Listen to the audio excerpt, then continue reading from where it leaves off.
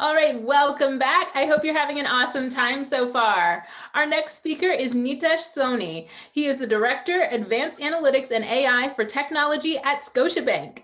Please join me in welcoming him to our virtual stage.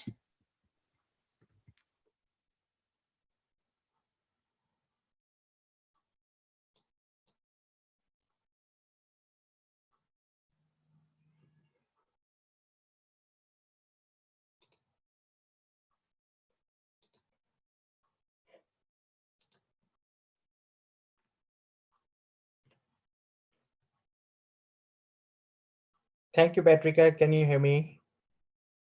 Yes. Okay, thanks for the invite, and I'm really excited to speak on this very wonderful AI for 2021 Finance Summit.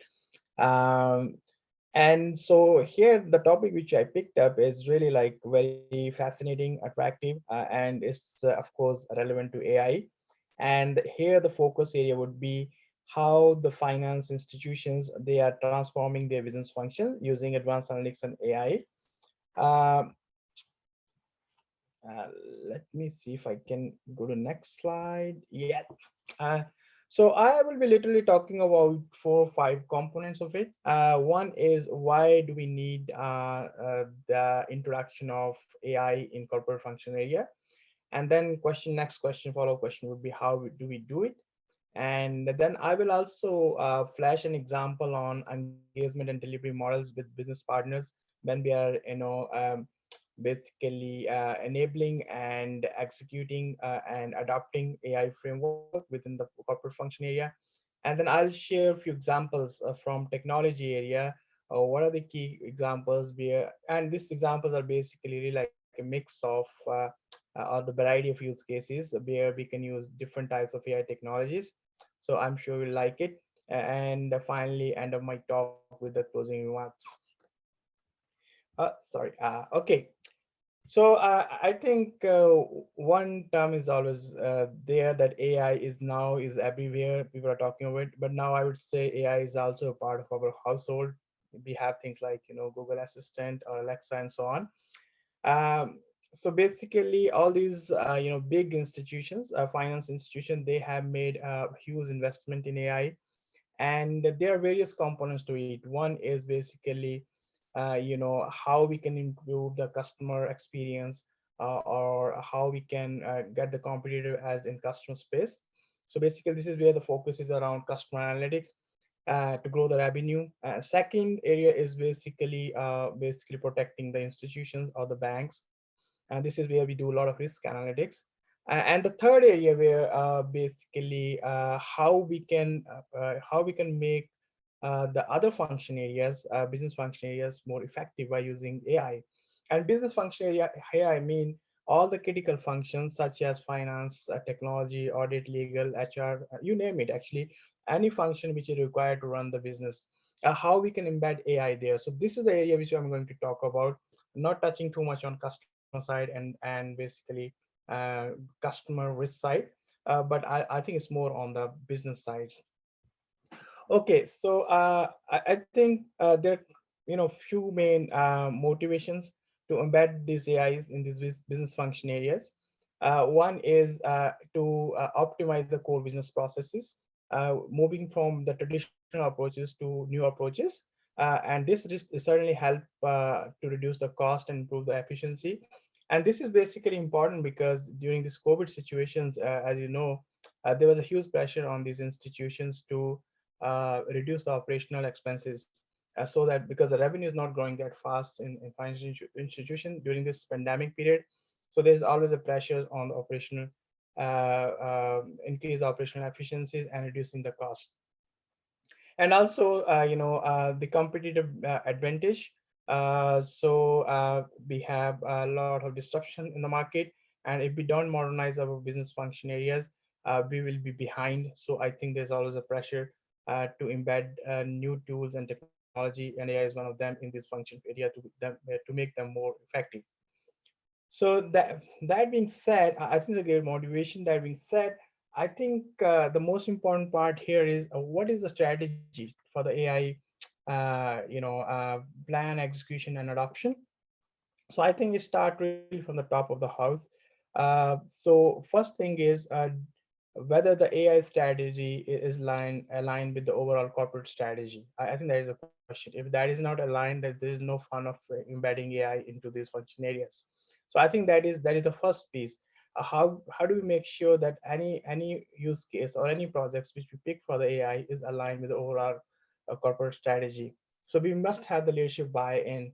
And then the second point here is we must align with all the business lines and our data analytics and technology team to just make sure whatever we are going to do with AI is resonating with them. If there are any gaps, and how we can mitigate those gaps before enabling these AI technologies. And then also we need to work very closely with our subject matter experts sitting in different area like privacy, compliance, and legal area, to just make sure when we yeah, using any sort of AI technology, those are very well protected and covered and properly regulated within the banking space. So in a nutshell, we should have a holistic engagement uh, before we kick off any projects in AI. Second is basically the maturity level of analytics in different function area is very different. Some function areas, for example, they're still struggling with Excel files, and we can talk there like any fancy AI technology immediately. So there is definitely a process and learning process. So we can start from the simple thing like building some sort of automation in their space, and then create more like evolutionary approach for the analytics, going from descriptive, diagnostic, and then eventually predictive and prescriptive. It's more like crawl, walk, run, flight approach. The third thing is start with something simple, small, and see how quickly we can create the business impact, and then creating that foundational analytics. I think foundation is very important, and then eventually keeping the mindset that how we can scale this foundation to bigger things. Basically, just focusing more on the reusability and the scalability. And for example, if you're doing some sort of analytics, we can focus on one market and how we can use or apply the same solution with minimum customization to another market or another geography. I think that is the mindset which we need to move faster in this space. Collaboration, so it's also important because it's not like the data science team has to solve all the problems. They need to work very closely with the subject matter experts, closely with the technology team in order to deploy those solutions and so on. And basically that collaboration piece is critical. If we don't have like a cross collaboration, we cannot deliver those solutions, we cannot deliver the business value using AI. Then once we pick up any use case, I think the execution, I think that is also important. The agile execution is the way to execute all these AI use cases. And what it means that you know uh, we should have a mindset to tweak certain thing during the execution phase if something is not happening within the time frame. And also the project's life cycle, which is important. We cannot run bigger projects in AI. If we run on a bigger project, like going for 6 months or 8 months for a single project and waiting for the output, we will be left behind. So basically, it's always focus on low-hanging fruit, which can be executed faster and go to the market. So and quickly test and learn approach. So deploy in the market or deploy in these corporate function areas and see how it is working, getting the feedback, improving it, and so on. So it's more like MVP type approach.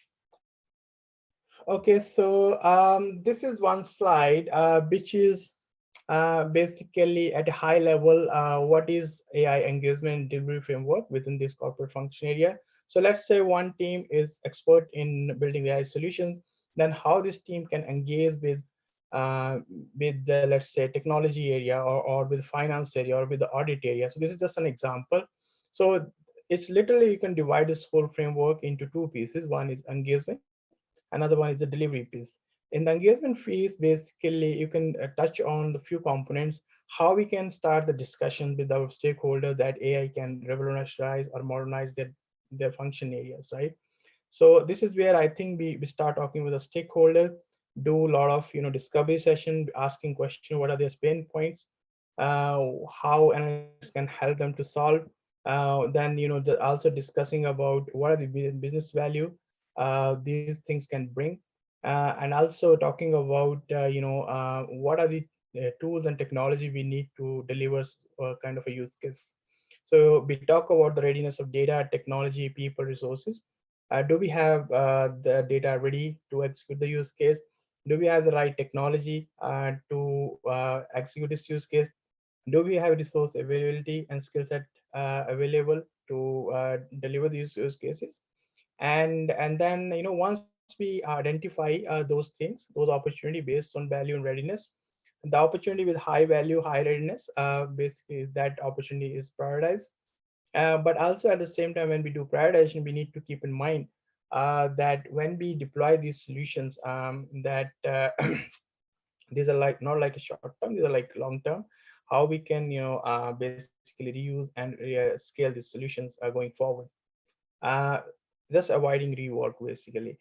And then as I mentioned, project lifecycle during execution phase, typically we don't go beyond 12 to 14 weeks, and which is around 3 months.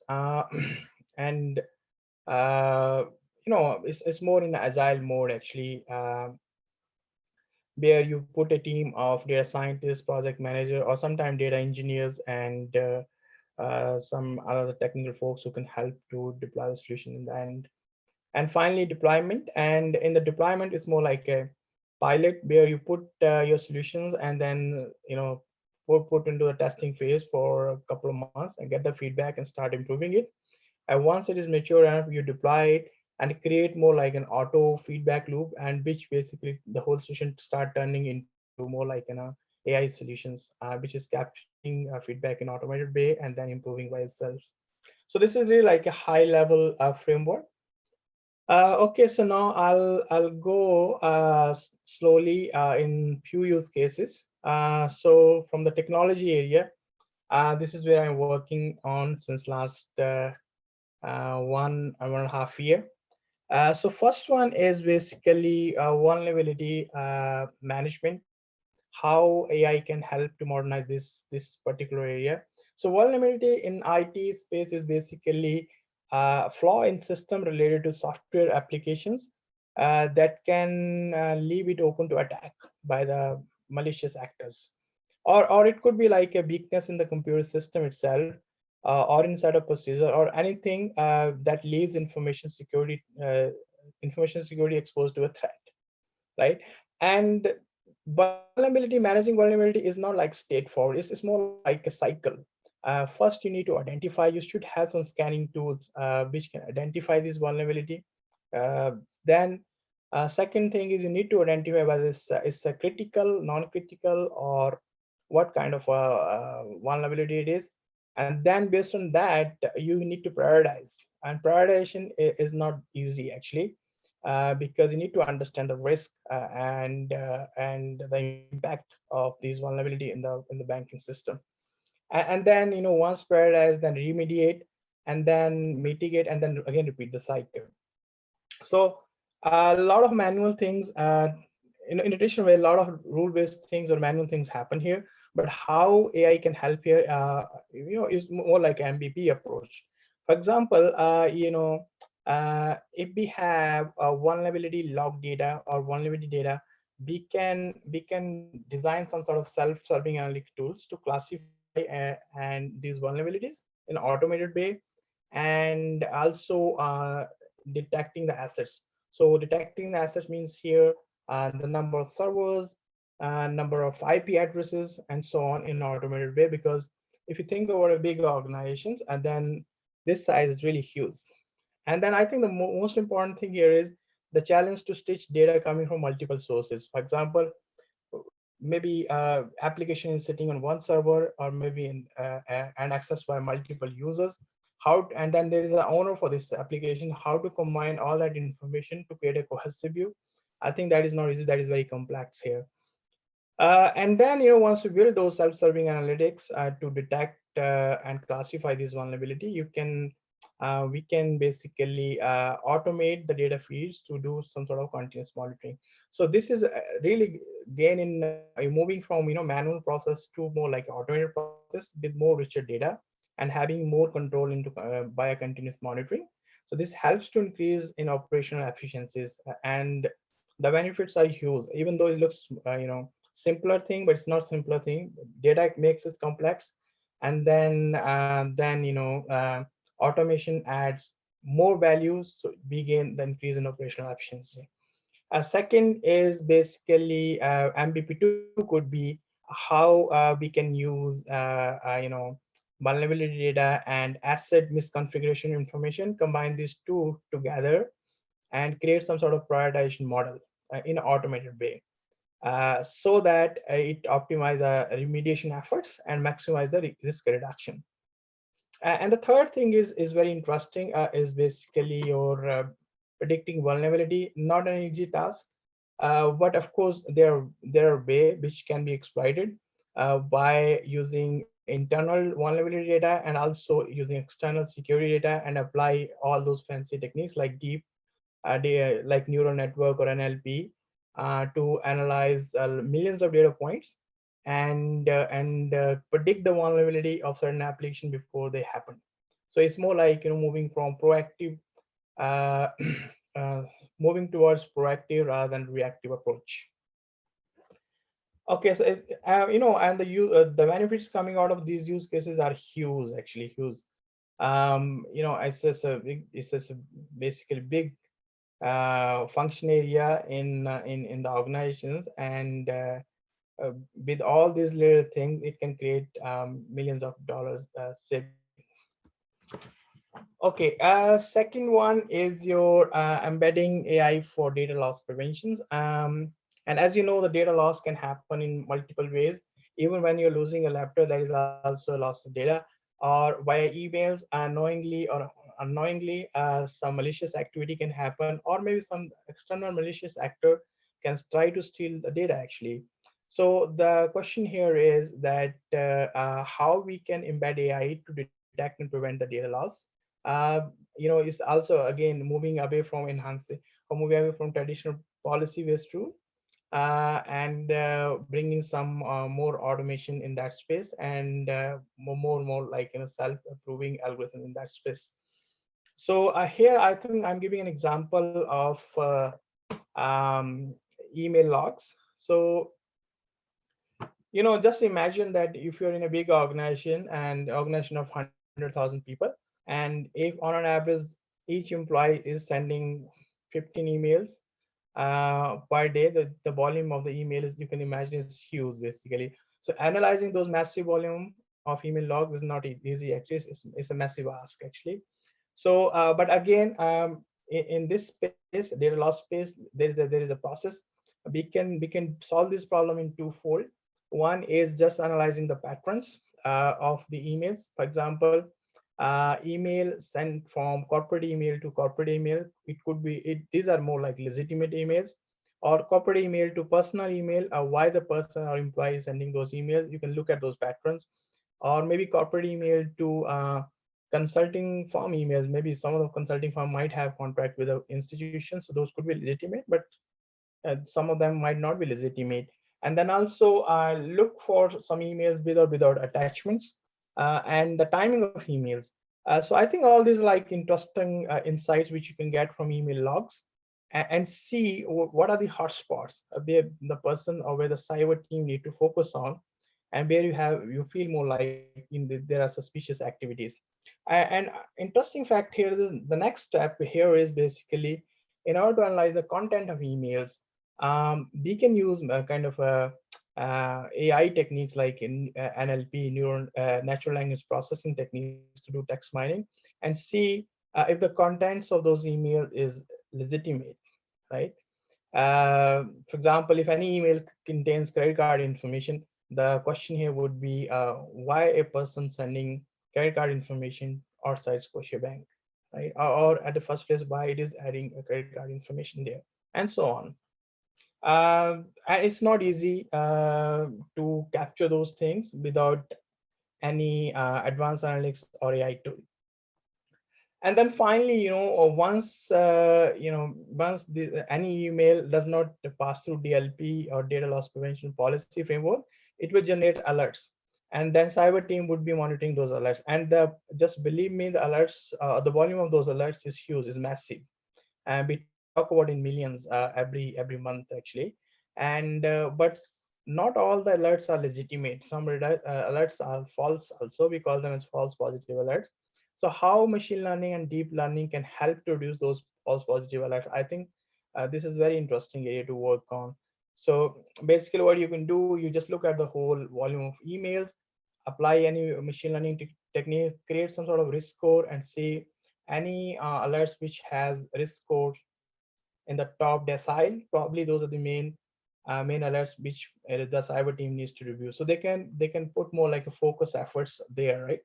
So this is definitely it's a gain in operational efficiencies, also operational risk mitigations happening because of this.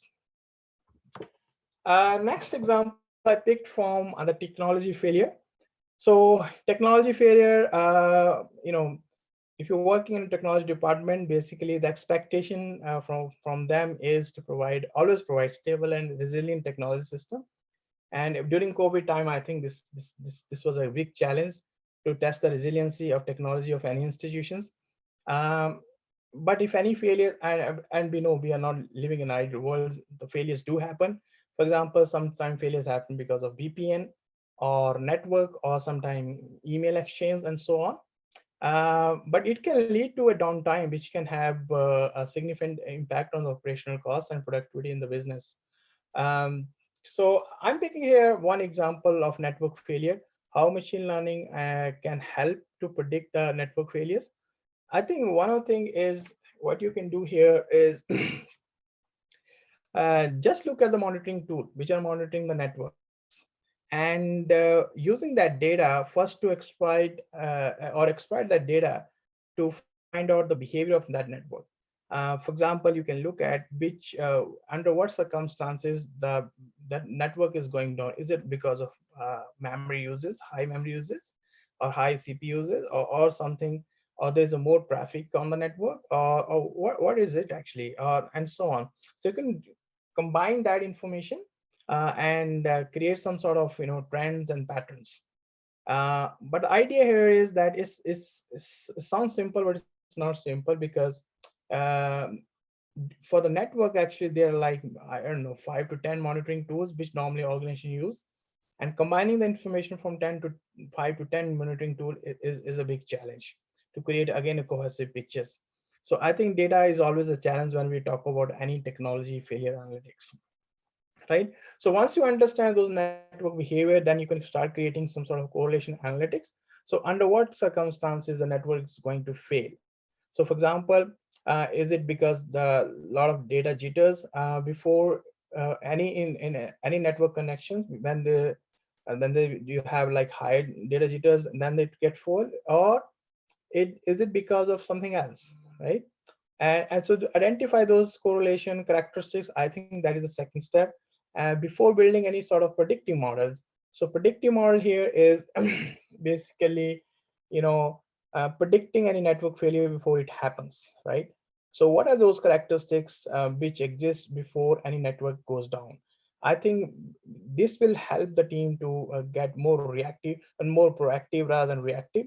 Maybe it is because of the load on certain routers. If it is, we can put certain threshold. If there's a load is high on certain routers, we can divert the traffic automatically to avoid the network failure. Anyway, so there are varieties of things which you can do under this network failure analytics. And then I think I'm running out of time, but this is another use case from ServiceNow Analytics. So ServiceNow is, as you know, is a service as a platform, which uh, basically IT department use for problem and change management or incident management. And there is always pressure on those teams to provide a stable production environment. Um, and so I think this is where it comes to analyze the ServiceNow data actually.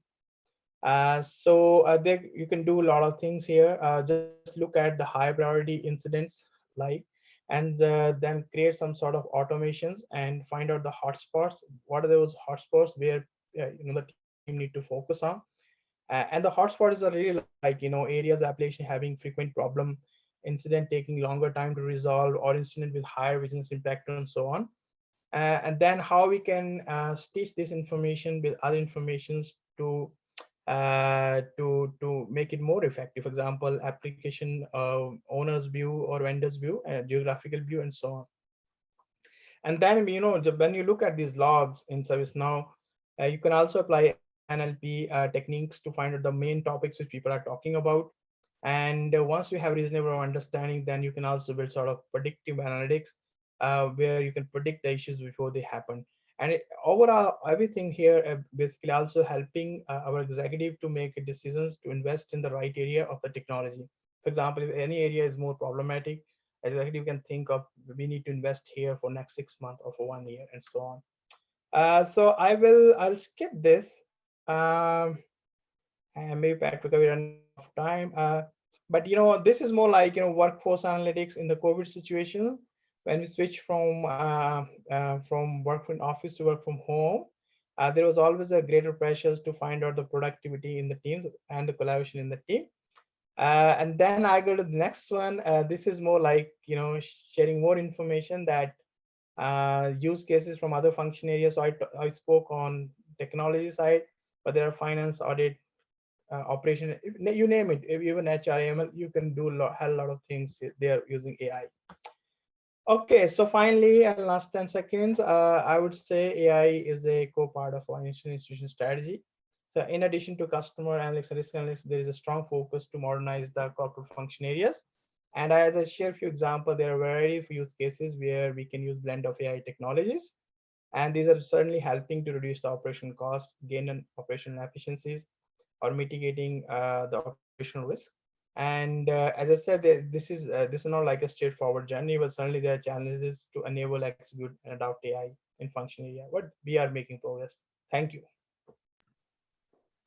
Thank you so much. Thank you for sharing these insights with us. If you could stop sharing your screen so the audience can give you a big virtual round of applause. Awesome. If you could take your screen sharing off now. Yeah, Awesome. sure. I just felt, my mouse is not working. That's all right. For the audience, it's time for you to make your way to your next session. And along the way, make sure to accept your connection request and check out our amazing AI exhibits. Thanks so much, and we'll see you around. Thank you.